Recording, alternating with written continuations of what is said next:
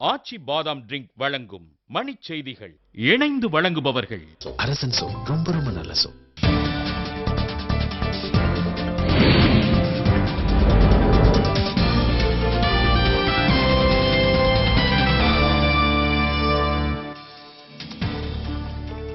நடத்தை விதிகளை மீறியதாக நடிகர் விஜயகாந்த் உட்பட 5000 பேர் மீது தேர்தல் ஆணையம் வழக்கு.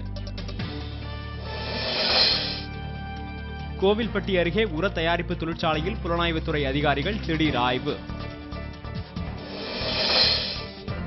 திமுக தேர்தல் அறிக்கையை ஜெயலலிதா வாசித்திருப்பதாக நடுவண் அமைச்சர் மு க அழகிரி கருத்து. தேர்தல் பாதுகாப்பு பணிகள் குறித்து ஆலோசிக்க தமிழக காவல்துறை தலைவர் போலோநாத் டெல்லி பயணம்.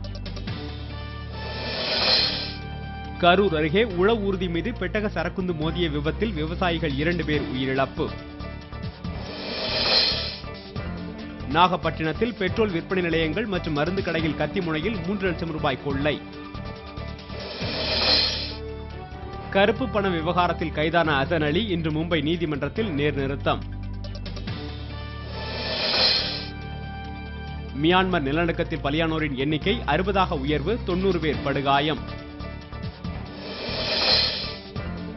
ராஜஸ்தானில் உலகக்கோப்பை மட்டைப்பந்து போட்டி சூதாட்டத்தில் ஈடுபட்ட 7 தரகர்கள் கைது.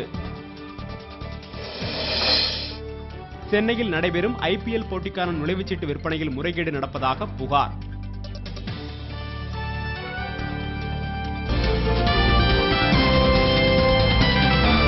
மணிச் செய்திகள் வழங்கியவர்கள் இணைந்து வழங்கியவர்கள் அரசன் சோ, ரொம்ப ரொம்ப நல்ல சோ.